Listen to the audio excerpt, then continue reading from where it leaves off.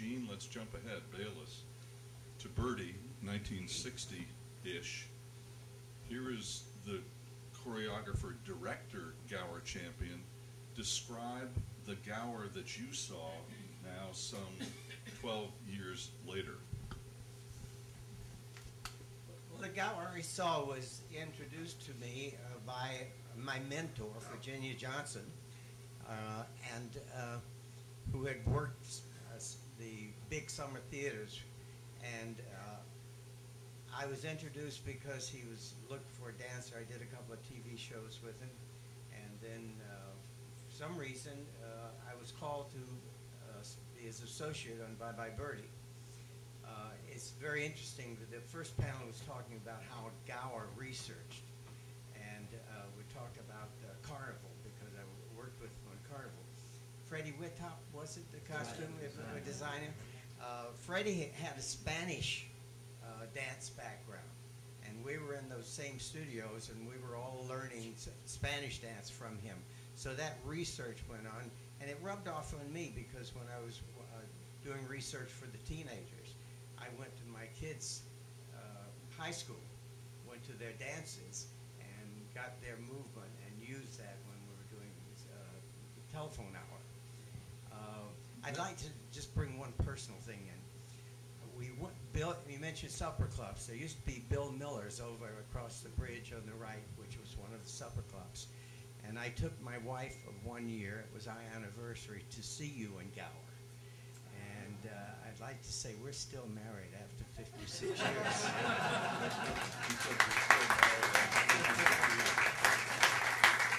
Gene? I must be doing some steps right. Gene, it raises the question, and this is going to go to everybody.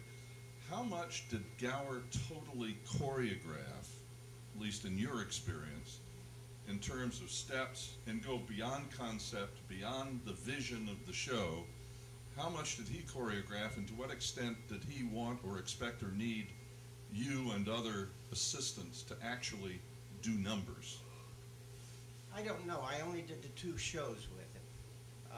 There was a division in Bye Bye Birdie. There were the teenagers, and there was basically the rest of the show. I mean, they came together. But I almost said that I was the father to the teenagers, because we went upstairs on the lower lobby where they had put a floor, and I had the teenagers up there, and I would clean up or do news. Then we used the manager's office plus the Shriner's table. Was this a theater? This was Phyllis Anderson. Phyllis Anderson. Phyllis Anderson. We did Birdie in the manager's office on one of these small desks and a tall stool, and we bunched them that way until we had, they would give us an hour on stage, and we'd set up with the Shriner's table and another table on top of it, and we'd go from there. And then, as far as steps goes, Gower did not give me any steps. I based it on all of the stuff that I did there. And here again, I looked at the kids that we had. Jessica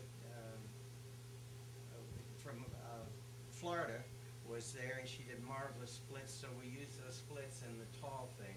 Ed had great back bends, and you hooked your legs like that, and he did the step going back and forth like this. So which numbers did you actually stage? The telephone hour. Telephone hour? How Lovely to Be a Woman with Right. Susie Watson, Right. which was Marge's concept. The concept of... That's a secret. Oh, it is? Not anymore. You better be careful. Not anymore, Dave. I know another secret about you, but I won't tell it. You know, and she's... Yes, go ahead. Just addressing the relationship of how he worked, because Don was saying, and Bob, how it was always character driven, which was, amazing. I learned that from him too. But when you're a young choreographer like I was, you're so busy making up steps. You think it's all about steps, right? And he hired me. I knew him from Irene, but he hired me for Rockabye Hamlet because I was a rock and roller. I could boom, boom. I was known for thrashing my head. Anyway, so he knew that, and enough people mentioned by name that I interviewed, and he got me. So I literally, you know, he would kind of say there were divisions of character. He said these are the nobles, and these people are that, and so I would like rock and roll dance. We'd put on the music, and I just like, and he'd go, I like that, I like that. Great No, forget about that. Boom, boom. Great edit. And he edited and formed it, structured it so brilliantly, you know. Basically, I did all the steps, but they would not have been anything without the way he directed it and structured it and gave it to the right people. I did a basic for Sincere, the guitar, and those Budwig, when we say, until it was done. And I remembered all of the choreographic lessons I'd taken from Louis Horst, who was a great guy. And I had form here and form there and form here. It was form everywhere. Gower came in and looked at it and he says, clean out all that junk. I mean, I don't know that he said, but he was a master of the simple. I don't know any other way to say it. And I got that from him, and I think it played a great deal in my life because he knew how something to take it and make it simple and just make it a great experience. Go to Ed. Yeah, go ahead. Yeah, he also, I think, and I don't know how many shows that he did this, because I was in Birdie first, and then I assisted him in Hello Dolly. But I remember with Birdie, he had the Shriners Ballet in his mind. And those Shriners, each and every one of them had a different character. These were older guys who had done lots of Broadway shows.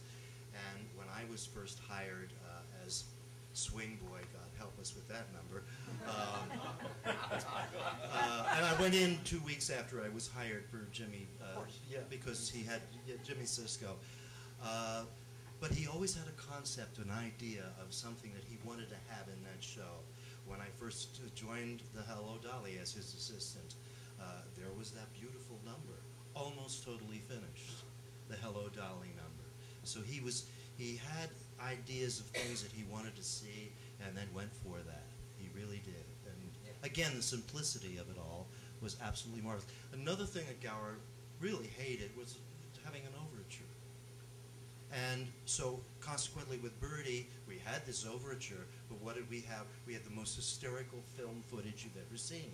Khrushchev punching Birdie, you know, all kinds of things like that.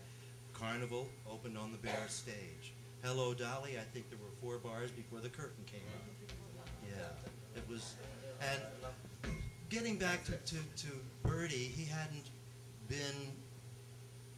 done a Broadway show in quite some time. So Birdie was what they called a sleeper.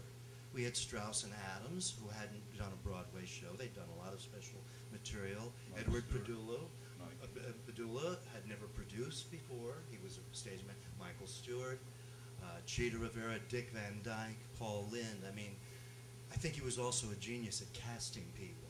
Yeah. Do you remember what he did the first day of rehearsal? He arrived with a big horseshoe of flowers on a stand, which he brought and presented to Cheetah.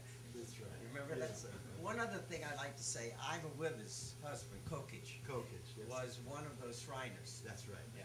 It's a small world again. And did you realize that that show was to be Carol Haney and her husband, and they turned it down, even though we were very good friends with Carol. She had come to our house in California and taught us the cold technique and all of that, and they said, what are we going to do? It was called Polish Rose. And she was called Polish Rose. And Gower said, well, what about Cheetah Rivera? Spanish Rose. It doesn't make any difference. Irish Rose, who cares? What? I mean, we'll follow through with the casting. And so that's why she became Spanish Rose instead of Polish Rose.